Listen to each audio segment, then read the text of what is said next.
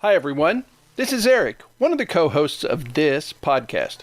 We are taking a slight deviation from our standard production format and introduction. Normally, you would be hearing a snippet, teaser, some of the conversation that will be coming up in the full episode.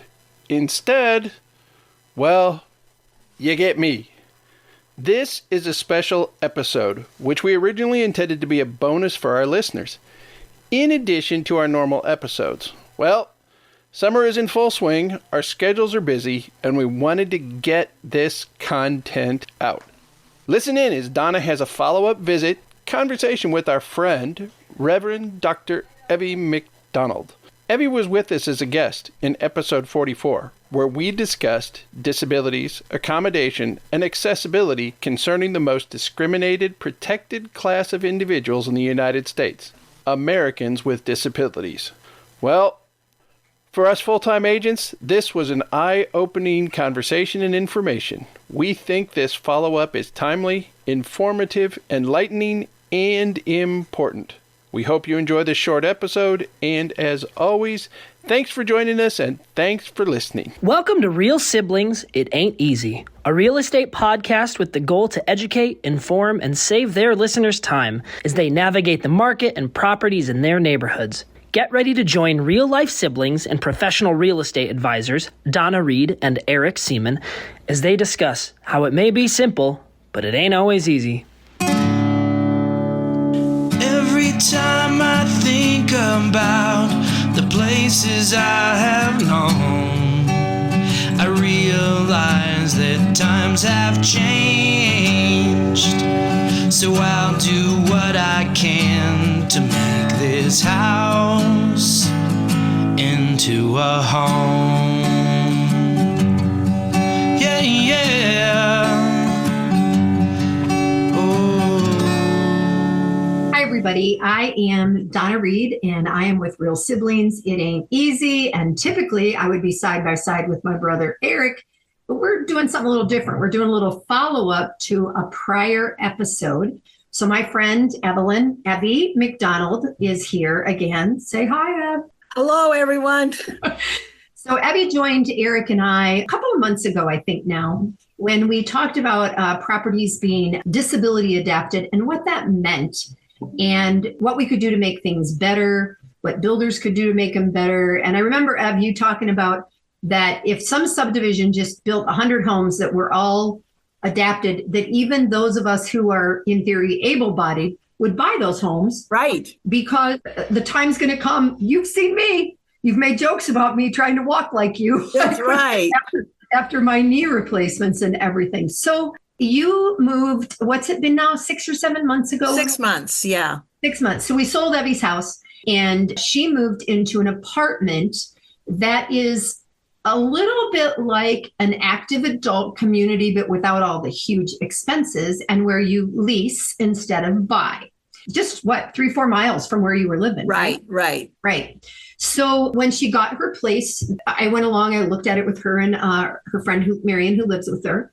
And we made sure that parking was convenient for you, right? Yep. And that you could get to the elevator easily so that we went grocery shopping. And you wanted the mountain view because you had that at your house. Absolutely. Right. So now a few months have gone by. And before we jump into your most recent move, I want everybody to know that I was over just a couple weeks ago and was kind of having a bad day. And Evy was making a cup of coffee. And she's not tall. But she makes good coffee.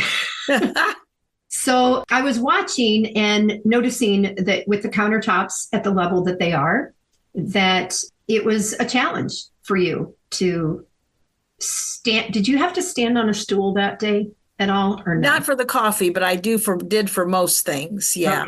Okay. And so then she would move the coffee pot over towards where the sink is and pour it and make the coffee. And I'm not going to say anything here that she and I haven't already talked about. I told her that for me, there's a piece of me that wants to volunteer to help because I'm taller. It's easier. But I also don't want to ever put you in a position of me thinking you're not able to do something. Right. Right. So All right. That being said, we had coffee. Everybody survived. Nobody burned anything. It was all good. But tell our listeners what has happened in the last month or so. Well, the apartment that I rented had a deep soaker tub in it, and that was in my restroom. The shower in the other restroom I couldn't get into because it had a door one of those doors that half opened, right, but you had to step all the way into the shower in order to turn the water on. Okay. And I couldn't do that. Okay. And so after a while of kind of figuring out how to sit on something outside the tub, get my legs over the tub, grab the grab bar, sit on something, I felt like I wanted it turned into a walk-in shower. And so I filled out the accommodation request that you can do for a disability. And the law says that they have to accommodate you. You pay for it, but they have to accommodate you. Right. And so management took me to a single one bedroom that they called an ADA apartment. And I said, well, if Marion ever decided to go back to Boston where her family is, I'd want to move in here. And then he said, oh, do you want me to show you the 2-bedroom ADA apartment?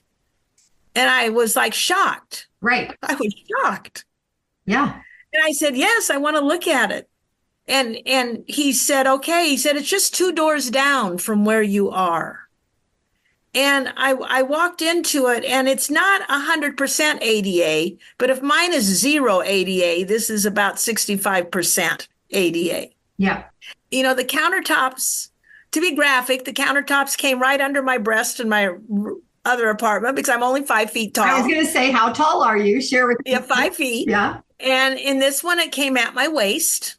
And the stove, which is electric, in the old apartment, the knobs are all in the back. I don't have good shoulder control. And in this one, the knobs were in the front. The oven was not up high. It was down low. It was a walk-in shower. And I said, why wasn't this shown to me?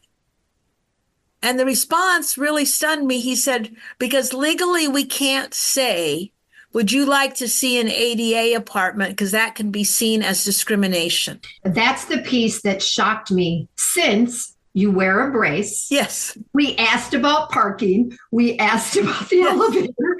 All of those things that I'm still flabbergasted that that's the answer. Yeah. And I don't know how you feel about it. To me, it just seems silly. Well, it seems silly to me too, but he said that I had to specifically ask, right, do you have an ADA apartment available? Wow. Now they only have 3 in this entire complex that are considered that. And it's 2 doors down from where you were. Yes, 2 doors down. Okay, so the other thing that this meant for Evy is, are you sitting like in your office right now, Ev? You're yes. Kind of in your office area? Yeah. So everything in these places, you guys, is kind of the gray, white, neutral colors. And part of their lease is that if they paint, they have to paint it back to what it was. So not only did she move down the hall, but she had to repaint where she was leaving back to the color that it was, and then repainted the new place because she likes color. What did our painter say to you? Do you remember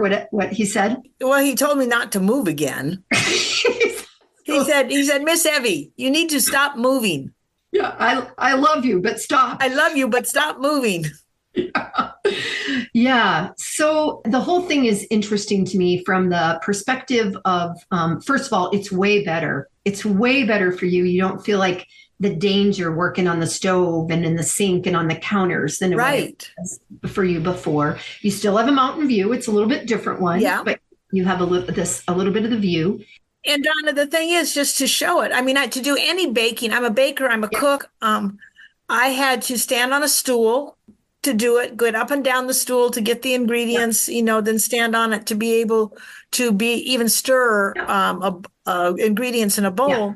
Since I've been here, and it's just been a couple of weeks, I've made muffins for other people and for myself. And today for a potluck, I made a homemade angel food cake and homemade lemon curd. And I would not have done any of that at the other place. Oh, the that's other place. nice. And you guys, some of you are just going to listen to this. You're not going to see it, but she's smiling as she says this because it is things that she loves. So I think that we, Eric and I as realtors, something to learn from this is if we go into any builder anywhere with a person who might need adjustments, we need to ask. Yeah. We need to remember to ask because they are not going to volunteer that they have this available or that available or whatever the case may be. So, right. I've even discovered that sometimes in new home construction, you know how communities are building and they'll have a model house that they'll show. Yeah. They'll show you.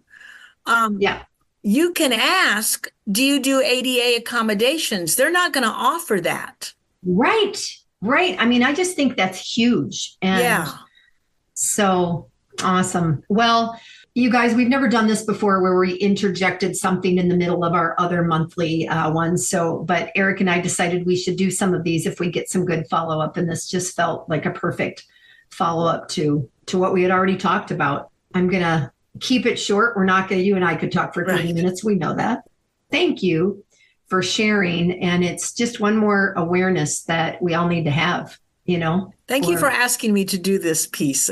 Yeah. I think it's great. And now you guys, I don't have to do much when I go there because their counter's super short for me. That's right. Way too low for Donna. Way too low. It's all up to Abby. I thought of that this morning when you were preaching, because you and Rachel are both. I thought if I had gone up there and stood next to you, I'm like a foot taller. Right. Oh, funny. Too funny. Well, thanks, Ev. Have a great night. And for those of you that have listened, I'm Donna with Real Siblings. It Ain't Easy. And this is a follow-up with Evy MacDonald to the conversation that we had about adapting homes and places for just people with disabilities. Thanks, Ev. You're welcome. Thank you. Every time I think about the places I have known, I realize that times have changed. So I'll do what I can to make this house into a home.